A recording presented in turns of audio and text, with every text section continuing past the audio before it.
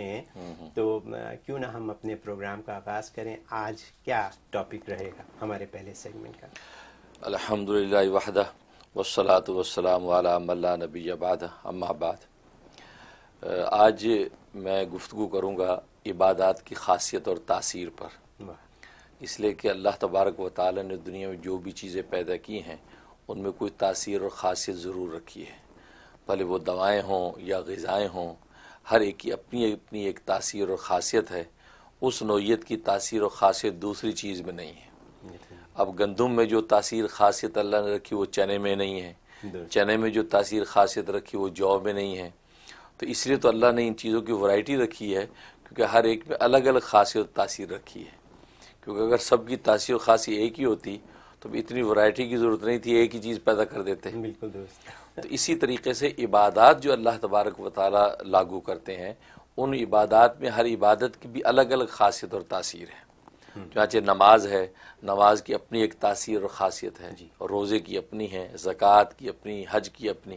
یہ وجہ ہے کہ مختلف عبادات مختلف انداز سے ادا کرنے کا حکم ہے، کیونکہ ہر عبادت کے اندر جو خاصیت ہے وہ دوسرے میں نہیں ہے۔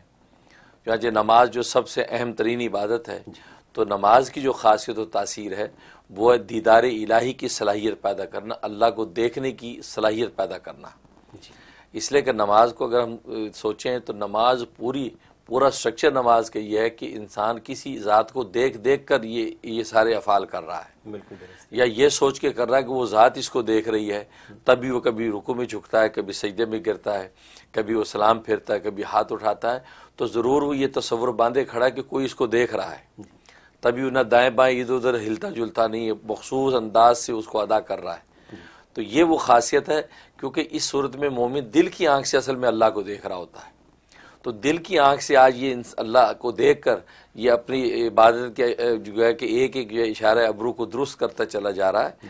تو دل کی آنکھ سے جب دیکھنے کی یہ صلاحیت دنیا میں پیدا ہو گئی تو کل روز قیامت میں پھر سر کی آنکھ سے بھی اللہ کو دیکھے گا۔ واہ واہ۔ تو کیا میں یہ سوال یہاں آپ سے کر سکتا ہوں کہ ہم 5 نمازیں پڑھتے ہیں، تو کیا ہر نماز کی تاثیر مختلف ہے یا تمام نمازوں کی تاثیر ایک ہی جیسی ہے؟ بالکل، بہت اچھا سوال کیا، بالکل بہت اچھا سوال کیا۔ بالکل اس میں بالکل میں تو کہتا ہوں کہ ہر رکن کی تاثیر الگ ہے۔ اچھا، ہر رکن کی تاثیر الگ ہے، لہذا ہر وقت کی نماز کی تاثیر، فجر کی نماز کی تاثیر ڈیفرنٹ ہے۔ یہی وجہ ہے کہ آپ جب اس وقت کی نماز کو ادا کریں اپنے وقت پہ، آپ خود اپنے اندر ایک خاص قسم کی الگ طرح کی نوعیت، الگ طرح کا سرور محسوس کریں گے۔ مطلب فجر کی نماز اگر آپ نے صبح فجر میں پڑھی اور پڑھ کے جب آپ نکلتے ہیں تو اس وقت جو آپ کے اندر ایک خاص سرور ہے عبادت کی ادائیگی کا، وہ زور والی نماز سے ڈیفرنٹ ہوتا ہے، بہت سیٹسفیکشن ہوتی ہے فجر کی نماز۔ جی بالکل۔ زور میں جب زور پڑھ کے آپ نکلے تو اس کی نوعیت ایک الگ ہے، سرور و اطمینان کی، کہ جو عصر کی نماز میں نہیں ہوگی۔ جب عصر کی نماز پڑھی تو اس کی ایک تاثیر نوعیت، تو یہ اصل میں وہ اندرونی ایک تاثیر ہے جو تبدیل ہے، کیونکہ وہ ہر وقت کے گناہوں کو معاف کرتی ہے۔ کیونکہ حدیث میں آتا ہے کہ ایک نماز سے دوسری نماز تک کے جتنے گناہ ہیں وہ اللہ تبارک و تعالی وہ اگلی نماز کی ادائیگی پر معاف کر دیتے ہیں۔ اچھا، فجر سے زور تک کے جتنے گناہ ہیں وہ آپ زور کی ادائیگی کے بعد اللہ تعالیٰ وہ سارے معاف کر دیتے ہیں۔ اسی طریقے سے عصر سے زور تک کے جتنے گناہ ہیں وہ عصر کی ادائیگی پر وہ سارے درمیان کے معاف ہو جاتے ہیں۔ اسی طرح مغرب سے عصر تک کے جتنے گناہ وہ مغرب کی ادائیگی پر۔ اب یہ جتنے اوقات ہیں اگر آپ نوٹ کریں تو ہر وقت کے اندر گناہوں کی نوعیت ڈیفرنٹ ہوتی ہے۔ فجر سے زور کے درمیان کے جو حصہ اس میں گناہ الگ نوعیت کے ہوں گے۔ آپ آفس میں شاید غیبت کر رہے ہیں، آپ چغلی کھا رہے ہیں، ایک الگ نوعیت کے گناہ ہیں۔ اس زور سے لے کے عصر تک میں ایک الگ نوعیت کے گناہ ہیں۔